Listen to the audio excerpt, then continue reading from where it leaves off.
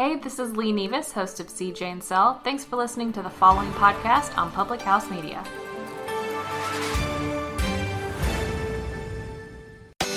This is Dr. Mariah White, host of Your Life Matters, here on Public House Media. Thanks for listening to the following broadcast on Public House Media. Once you are done with this episode, I hope you'll come check out my show, Your Life Matters, where we talk about dreaming big and dreaming bold to reach your wildest dreams in both your health and your happiness. A new show comes out every single Tuesday. Don't forget to subscribe on iTunes so you'll never miss an episode of Your Life Matters. Thanks again for checking out the following broadcast on Public House Media.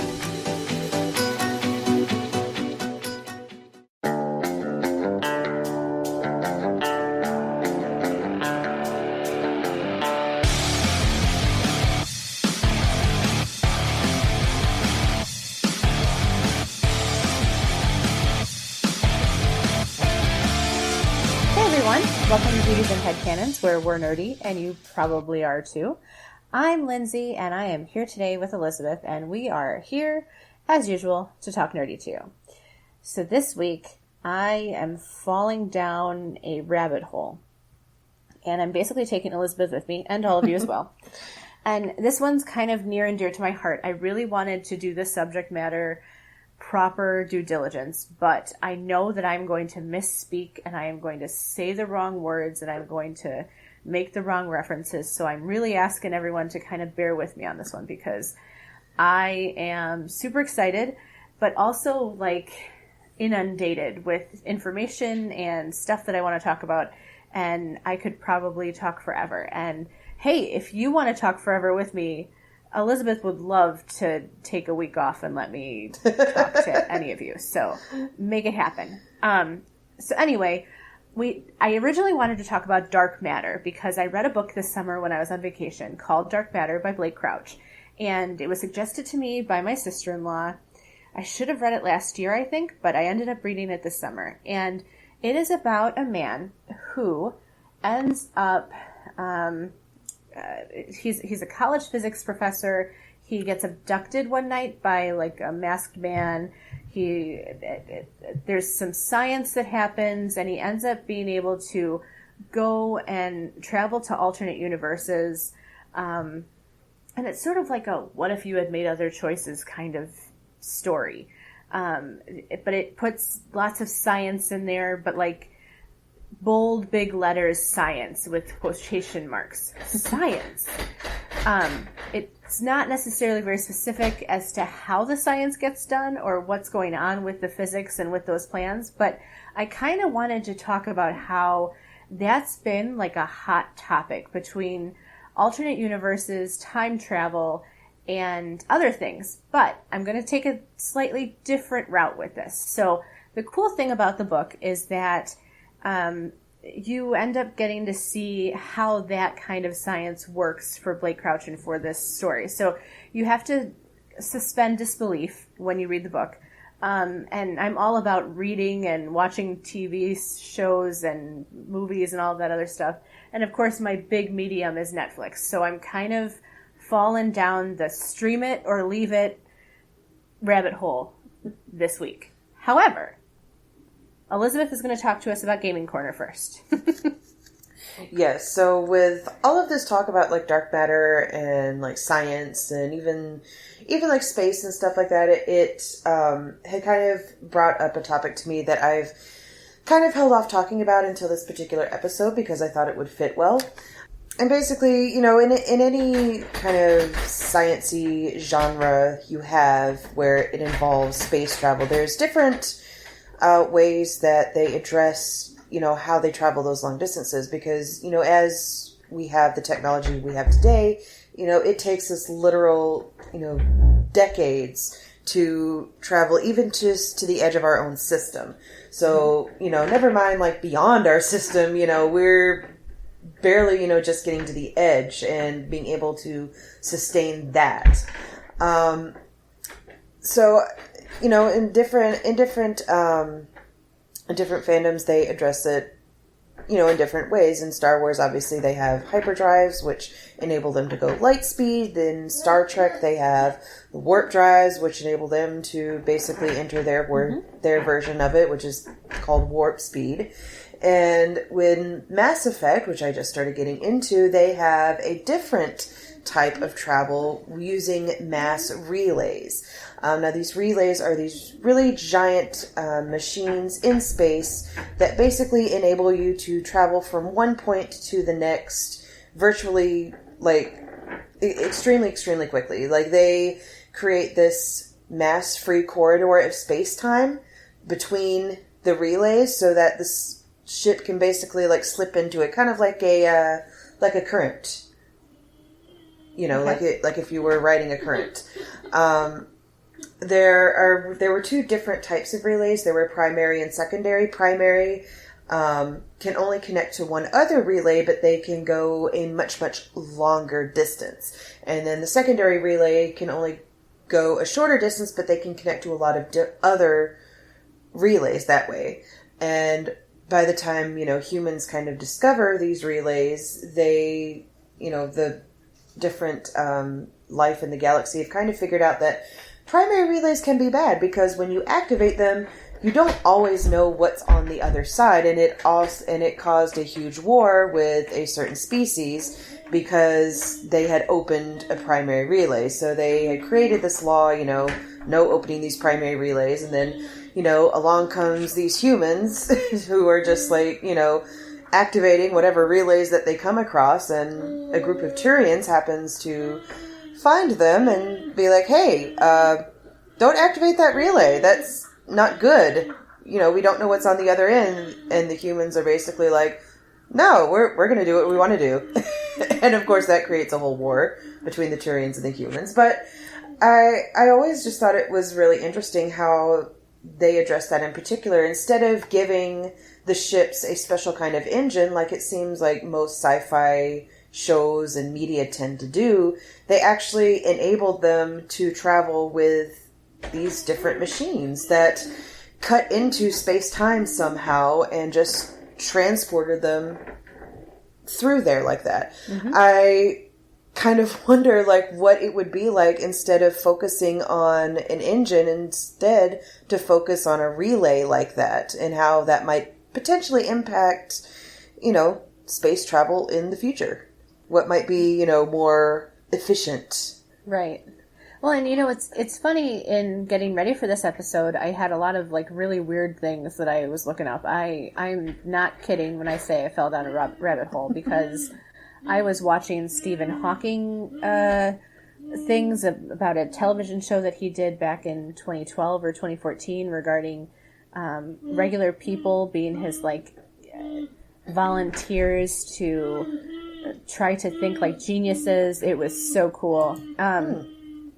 But then, among many other things, I was noticing that there are a few shows I've been watching recently on Netflix, and Emily and Elisabeth both got to hear me try and talk myself through figuring out what show this was, just so I could go back and try and watch it again, because I am someone who will sit and watch Netflix shows not knowing the name of them for 4 or 5 hours tonight and then tomorrow and then the night afterwards. And as part of my job to keep myself focused, I like to listen to television shows. And it's especially important if they are shows that I can listen to and not necessarily watch.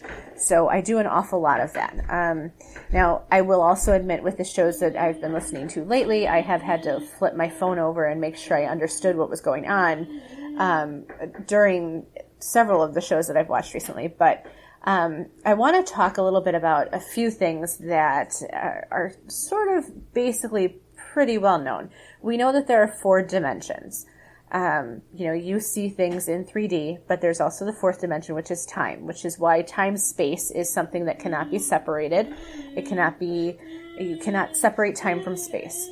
When you are talking about a location for a person, you can have a length, width, and depth. You can have a, height, place, and area, but you also have to know the time at which that person is in that place. So they cannot be removed from each other. So that is kind of pretty much why time-space is, like it's not something you can say, oh, well, this time or in that space. It's a thing, and that's why it's like so cool when you're talking about science fiction, and it's something that they say because it's just how it should be generally said. Like, you don't often say, oh, well, at this time-space. You don't do that, but that is essentially what it is. And it's funny, too, because, like, you look back at things like, okay, the idea of time-space was developed by Albert Einstein. Oh, okay, cool. Like, nobody knows that. Yeah. Come on. Anyway, what I thought was really interesting is that recently on Netflix, I've watched a couple of shows or listened to a couple of shows that focus on the idea of time travel or parallel universes and how and or if we can make changes, and they've really taken very different approaches to them. So I wanted to liken back a little bit to something like Quantum Leap. I don't know, Elisabeth, did you watch Quantum Leap when you were growing up? I don't know if you were allowed to. Not when I was growing up, but I did watch it later on, and honestly, that was how I kind of got introduced to the play Man of La Mancha and how that became my, favorite Broadway show. So, kudos to Quantum Leap and, introducing me to musicals. Okay. So Quantum Leap was a science fiction television show that was on television when I was, 4 years old to approximately 8 years old or so. But, the way television worked in the early 90s, everything was reruns until something else was better on television. And essentially it was a physicist, I think his name was Dr. Sam Beckett. He went through space-time during an experiment in time travel. But it was interesting because he took the place of the people that he jumped into in the time space that he jumped into. So if he were to make a quantum leap and leap into Marie Antoinette's time, and I'm just throwing balls here, he would jump into someone's body in that period of time, which I think is really interesting because part of my research went around the idea that you cannot create some kind of energy in a space-time you can't create it. It just doesn't happen. So I can't go back in time right now without a major expenditure of energy. It just doesn't work. You can't make energy. Mm-hmm. You can only transfer it, and your body would still stay in the same place.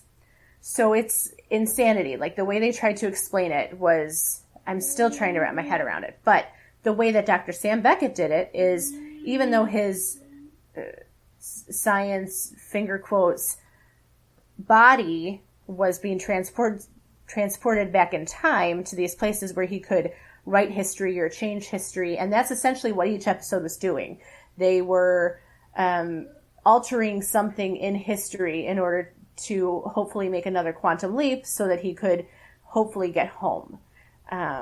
It eventually sort of kind of happened, but the premise of each episode was so that he would change something in history, and that was the plan, was to change something in history, fix something in history so that another quantum leap would happen. But he would be in the body of someone in that period of time. So he wasn't replacing them so much as people would see them as that person.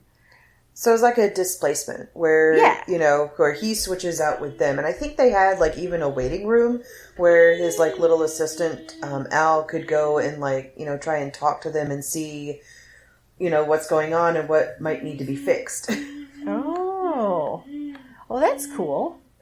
Well, and that's one of the things too, is there's always this story of this place where it's like a waiting room, essentially. Mm-hmm. All the other shows that I've watched too, even with Dark Matter, they build a room that makes it so that it's like a corridor with all these different doors in order to be able to go into different parallel universes, parallel timelines, in order to see what other choices were out there. And it was really interesting to me with dark matter, too, that what they end up doing is that he's using, again, science to go into these other alternate timelines to try and find one that is as close to his life family that he knew, to be able to go back into it and to, kind of reacclimate. But as he did that, he was duplicating himself, and there was all these different versions of himself from all these different timelines coming into the box of dark matter to go try and find the perfect universe for them. So they were all going to find the same place. And in the end, I mean, it's an awesome end. There's a final hook that's just like amazing, but it really like blows your mind because they don't.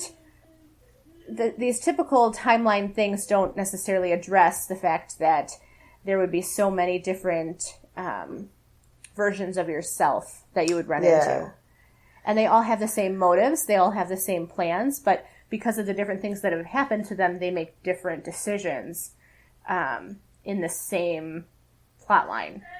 It's crazy. So, it's kind of like the general idea that, you are your experiences, and everything that, happens to you contributes to, you and your mindset and, your worldview and how you deal with things and how you view things and how you process things. And, even like if your person were to be put in a different circumstance, like, they could potentially grow and be different under there. Presumably at least somewhat similar, but still different enough to where, if you were to cross paths with yourselves, it might cause some complications.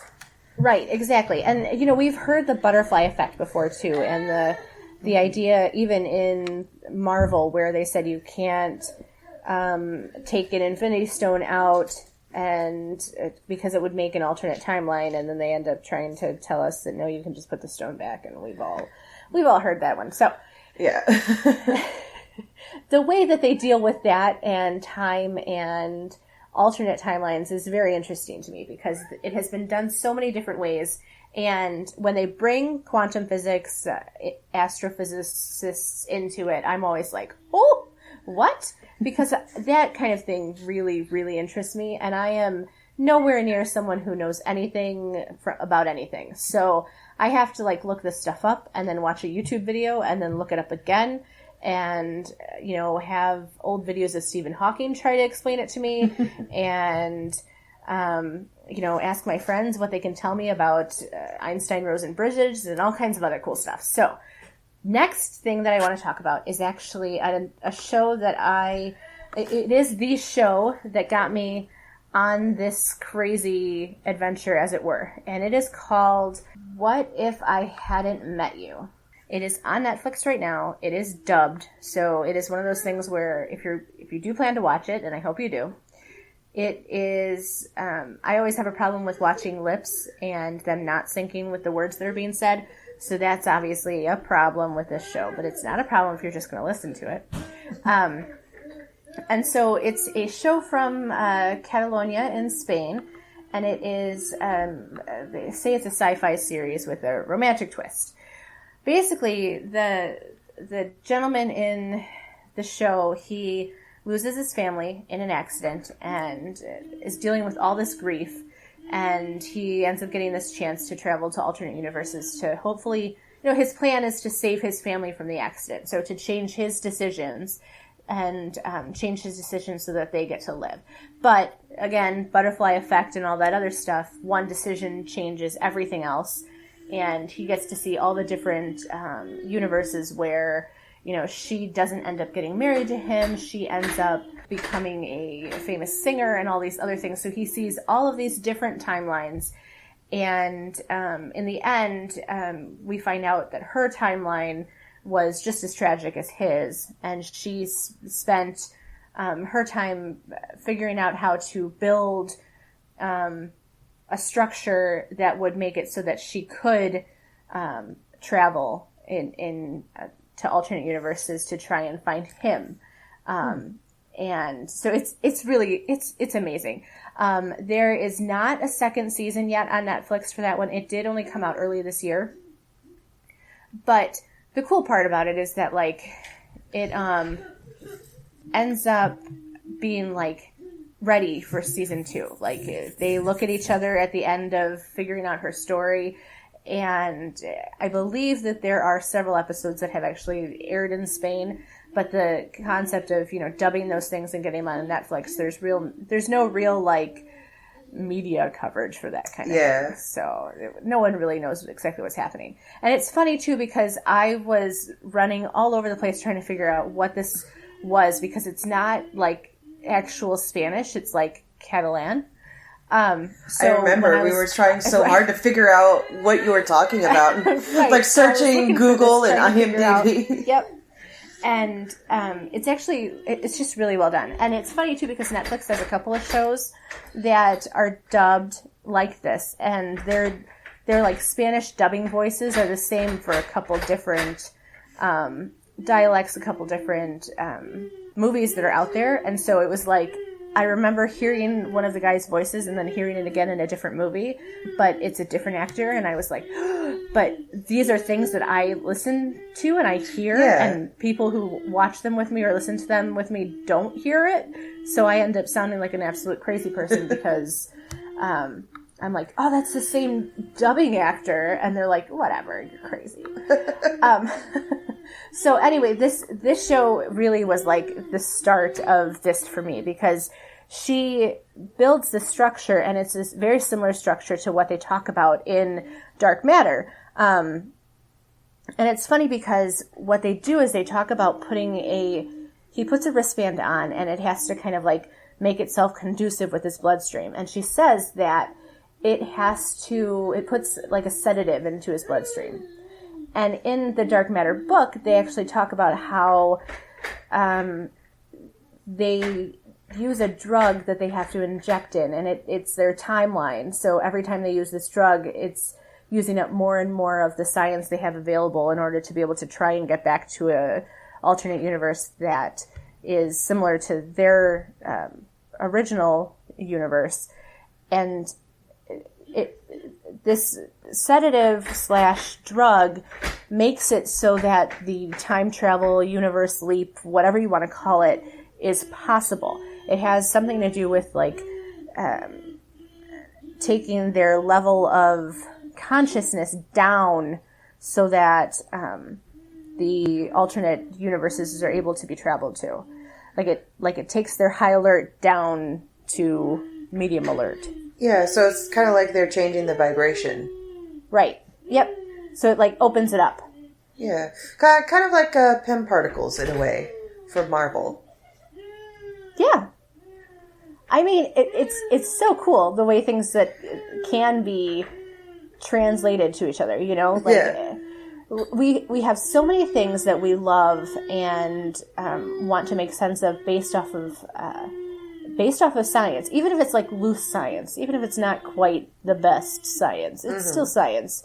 And I'll talk about it later, but there's this part of one of the Thor movies where Jane Foster and Thor are talking, and they talk about how the science that Jane is describing is like magic, and that has always stuck with me, that it's so very... the line between the two is very fine. Yeah, where it just, magic is just science that we haven't figured out yet. Exactly. And I mean, really, when you look back at even older sci-fi shows, there's a lot of concepts in there that have actually translated over and become reality in some ways. I know we did an episode on that where, sci-fi devices or, sci-fi things have, that are now reality. And I mean, I'm sure at the time, the people who were thinking those things up, like they weren't really thinking of how to actually translate that to reality. They were just, thinking up different things like, oh, wouldn't this be cool? And we could do this and this and that. Right. But now, like, that the technology has progressed, now that we can do that. And somebody else has come along and said, hey, you know what? I can figure out how to translate that to real life. So, right. I'm kind of curiously, with all of these, things coming out like dark matter, like, if I never met you, like, all these different things about, dimension hopping and time traveling and, space, even like space travel, like I kind of wonder in the future, like who might come along and see that and be like, you know what, I might could figure that out. And then, actually put pen to paper and figure out how to make it work for real. Right. Well, and it's interesting too, because I, in all of this, had to do a little bit of research on Stephen Hawking as well.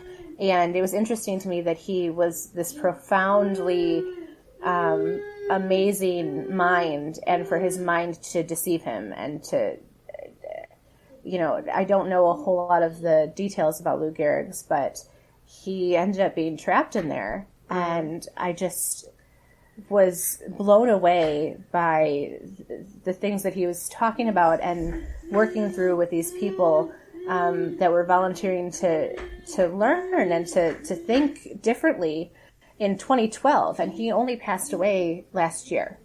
And he lived 55 years, 55 years when he was told that he had 2 years to live.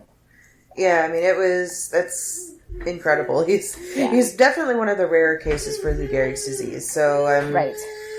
But, everything that he was able to contribute, even despite that, it's amazing. And I couldn't imagine, just being completely trapped in my body, not, right. really being able to move, not really even being able to speak, and, having that time to myself to actually, like, sit down and think and contemplate and put all of these things together. Right. I guess it was just like the perfect storm that created him, because, somebody who wasn't as, minded towards physics or science or anything like that, like, they wouldn't have done anything like he would have and right. contributed like he did. And I kind of wonder, if he didn't have Lou Gehrig's disease, how much would he have contributed? And, right. Would it have been really different cool, or the same? Right. What's really cool to hear him talk about, we don't often talk about like religion or anything on this show, but he had been quoted saying things like, to know that would be to know the mind of God. And he later on went to like clear that up and say, look, I'm an atheist. I believe that religion is great for people who don't know the science. But once you know the science explains everything better than religion ever could. And I, regardless of what I believe, I think it's very interesting that he had such a humanistic, pure scientific view of the world and appreciation for the one life that you get here, that he was able to do the most he could with the time he had to appreciate it and to keep on moving. I was just blown away by the quotes and things that I had read by him. But I'm, again, with the rabbit holes, we could pretend that's our periodically scientific for the day to talk about Stephen Hawking, because he was an amazing contribution to the human race. And I was just so excited to read what I did, the little bit that I did read about him. Because you always knew his face, but you didn't really know a whole lot about him or his life if you didn't have a chance to look into that. So very cool. And I of course, then realized I haven't even watched Theory of Everything, and I love Eddie Redmayne, so I don't know how I haven't done that yet. But I'm working on it. Little by little. I also got into this show on Netflix that is also a dubbed science fiction thriller show, and it is called Dark. It is it's German, but it's dubbed. So again, with the lips and the syncing. But it's in a fictional town of Winden, Germany. They have a power plant in the town, and they talk about like the rule of the lunar year, which is a 33-year cycle. And I'm going to just read like the captions of it, because I'm telling you, I'm going to do a discredit to the show because it is amazing. But it concerns the aftermath of a child's disappearance. It's a little boy. It's always little boys. It hasn't been little girls yet. But again, I haven't watched season 2 yet, so I have to make that clear. I didn't even realize season 2 was out because season 2 was just released in like June. And I had been wanting to watch season 1 myself, but hadn't gotten to it until this week. So I was like, I need to get this done. It's going to happen. And it's been on Netflix since like December of 2017. So I am like really late to the game here. But it ends up following like 4 families as they deal with this like time travel conspiracy in the town. There is a power plant, so, there's this immense amount of energy used up or potential sitting in the town. And, for those of us who know anything about Stranger Things and alternate dimensions, that's, recipe for disaster, let me just say.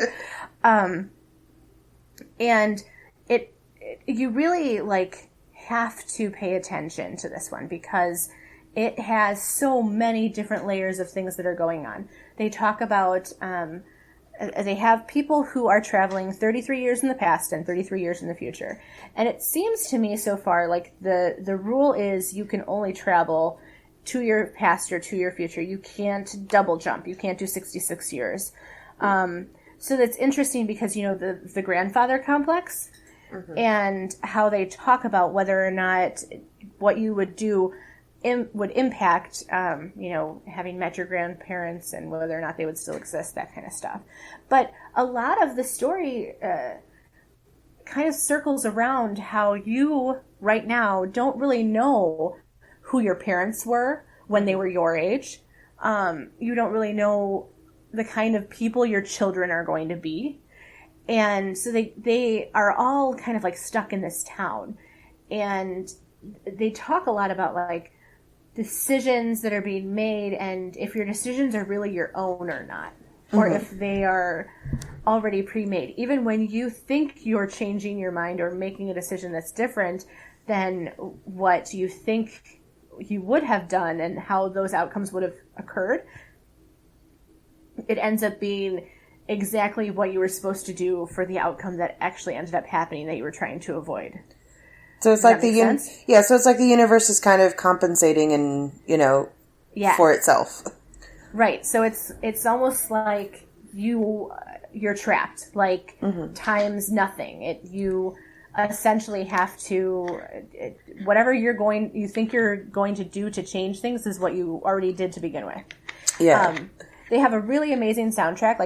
The music choice is very different. It's surprising and punk rocky Germany weirdness. I can't even explain to you how cool it is. It's just really cool. German music is awesome. So it's one of those things where I was listening to the music in the intros and listening to the music in the credits because it was so I was really vibing with it. It was good stuff. I was kind of thrilled the way all of it was happening. And so, I'm going to just keep talking. It's going to be great. What's funny about Dark and If I Hadn't Met You, they talk about time and how in Dark, time doesn't exist. They talk about they want to, whatever you think you're going to, free will, all that stuff, it's nothing, it doesn't exist. And then the same kind of thing is repeated in If I Hadn't Met You, where they talk about the final doctor who ends up being an astrophysicist. She says I want to learn how to stop time or conquer it. Those are her plans. And that's because a woman in her life dies of cancer. And she is obviously racked by that loss. But at the same time, later on, she has another loss that she wants to try and conquer. So it's very conducive to the tragedy and the amazing things the human spirit can do when faced with those kinds of conundrums, those kinds of difficulties. Does that make sense? No, yeah, it does. Where, In this life, we're all trying to just, make sense of things, and obviously we all do it in different ways. And, I guess she figured that, oh, well, I can just try and stop time. That will fix it, right? Well, right, and it's cool too because we've talked. We could get into philosophy though too, and that's what's funny. Also, Stephen Hawking even said he doesn't believe philosophy is something to be invested in at this point because science can do much more than philosophy can even dream of. Mm-hmm. Okay. I've just been blown away this entire week.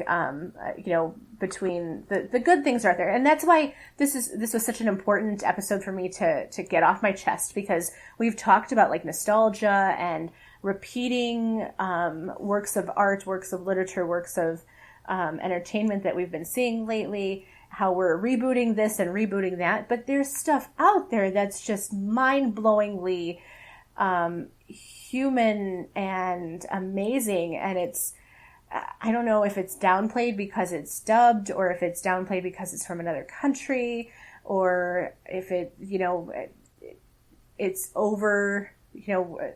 overstreamed, because we're kind of living in a time where everything's at your fingertips, and if you aren't hooked by episode 1, maybe you don't keep watching it. Maybe you just say, oh no, I'm taking that off my list, and Netflix gets rid of it and you never think about it again. But there's some real gems out there, and whether they are something that you can think of as a fandom or just something to wrap your head around or think about wrapping your head around, those kinds of things that make us think are what really get me, that really drag me in, and suddenly I lost 5 hours and I just love this kind of stuff. So real quick for Geek on Fleek, I'm gonna maybe pick your brain about this a little bit because again, I'm no expert. I know very little about anything, but I thought it was interesting. I mentioned Jane Foster and how she talked about how the magic and the science of how Thor travels, but as my last little tidbit about alternate universes, time travel, all that stuff, we know that the bifrost is how Thor travels, how Asgardians travel, I assume. But, like Loki and Odin, all those guys, everybody uses the bifrost. But they are explaining it in one of the first movies, and they talk about an Einstein-Rosen bridge. Because it sounds better than a wormhole. Yeah. But it's the same thing. And so a wormhole, for those of us who don't know, is and I am Wikipediaing this bad boy as much as I can. It is a speculative structure linking disparate points in space-time. Yay, there's that word again. And it's based on a special solution of the Einstein field equation solved using Jacobian matrix and determinant. Cool. So you can we understand what any of that is. Right. That's why I just said it. So so it's basically a tunnel with two ends, each at separate points in time and space, different locations, different points of time. But even in Dark and in If I Had Never Met You, that kind of situation, whether it be like a box or a portal or a place, they are in the same space but in different times. But what's different about a wormhole or an Einstein-Rosen bridge is that it links two very separate places, but in the same time, right? The same time but very different places? Yeah. And so, I mean, what you're describing is honestly a lot like the mass relays, where it's linking two different places. Right. At the same time and allowing travel between those 2 points.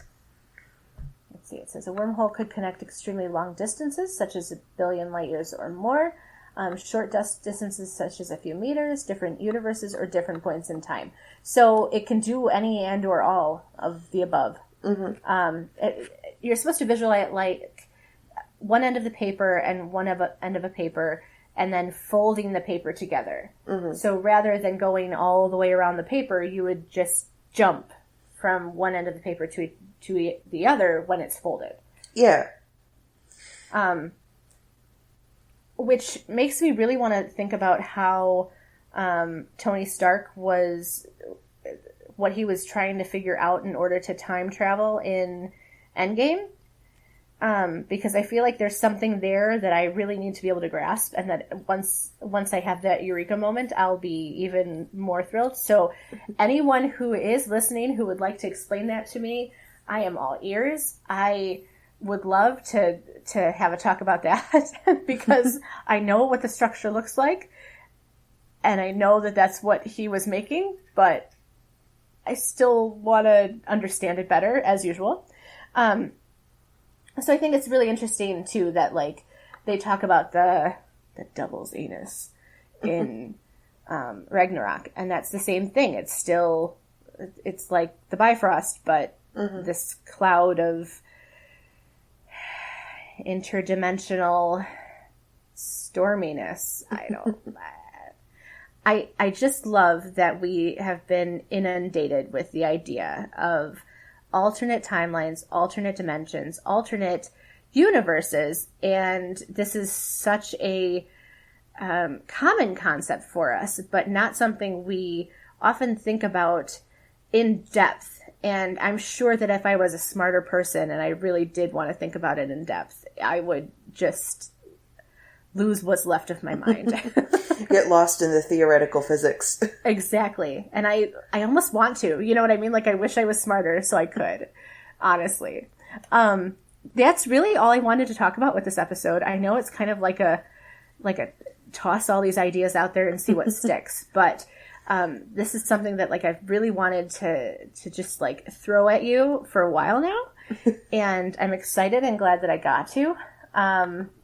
I highly recommend the shows that I talked about. I'm going to be watching season 2 of Dark probably tomorrow. And Yeah. And I think it's really interesting to think about, you know, the fact that older sci-fi shows, a lot of the focus was on, like, space travel and, you know, going from planet to system to what have you. And now a lot of the sci-fi shows, and even some of, like, you know, some of the shows or TVs, you know, movies and whatnot, even if they're not necessarily sci-fi, they're still bringing up these elements of time travel. So it's like we moved on, like, okay, space travel is kind of passé. It's kind of, you know, old hat now. Now we're going to move on to time travel. So I kind of wonder... Even like interdimensional stuff too. Like you wouldn't really refer to something like Stranger Things as alternate universe or alternate timeline, but it is definitely another dimension. Yeah. And I mean, I would love to talk about that one as soon as I'm done with season 3. It's just amazing that we are, again, you know, there's so much media out there that is working on revamping stuff we've already done, but the stuff that we are making new and different is amazing and so very, like, theoretically, the theoretical implications are so astounding. I don't know. Yeah. I'm trying to use my big words here. There's so much going on. I just couldn't even. Yeah. It's like we're just advancing more and more, like, in the sci-fi realm, and we're just waiting for the real science to actually catch up. Yes, exactly. And I'm sure that it will. Someday. Hopefully. All right. All right. Well, that's all that we have for you this week. Let us know what you thought about the episode. And just as a reminder, I know I put this out on the teaser post, and this will also be on the show post as well, but this is the last show that we're going to have with a weekly release. Starting in September, we're going to go to bi-weekly, and so our next episode is not going to come out next Friday the 6th. It's going to come out Friday the 13th. So be sure to keep your ears out then. We will still be posting on social media during that time, but we're just not going to be having a show next week, and we're going to be focusing on our bi-weekly shows for you, just to make sure, you know, that we keep up our level of quality with 2 hosts instead of 3. So that's all that we had for you. I'm Elisabeth. And I'm Lindsay, and thanks for getting nerdy with us today on Booties and Headcanons.